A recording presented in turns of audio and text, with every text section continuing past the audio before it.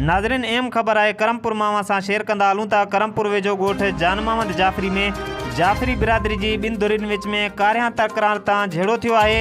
झेड़े में ॿिन्ही धुरियुनि जा 5 ॼणा सख़्त ज़ख़्मी थी पिया आहिनि। वधीक तफ़सील लाइ टेलीफोन लाइन ते मौजूद आहे BTN न्यूज़ जो नुमाइंदो अब्दुल सत्तार निंदवाणी। जी अब्दुल सत्तार, अपडेट कजो, छा तफ़सील आहे अव्हां वटि?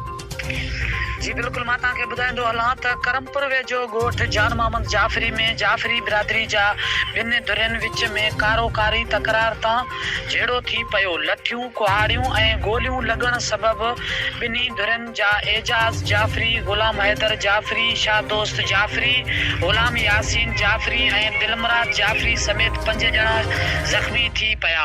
वाक़े जो इतला जमाल पुलिस खे ॾिनो वियो, जेका वाक़े वारे हंधि पहुची ज़ख़्मियुनि खे इलाज लाइ करमपुर सरकारी अस्पताल आंदो, जिते डॉक्टर अमलो मौजूद न हुजण करे ॿिनि ज़ख़्मियुनि जी तबियत नाज़ुक हुजण इलाज लाइ लाड़काना अस्पताल मुंतक़िल कयो, जॾहिं त वाक़े जो केस हिन वक़्त ताईं दाख़िल न थी सघियो। जी वॾी महिरबानी अब्दुल सत्तार तफ़सील खां आगाह करण लाइ।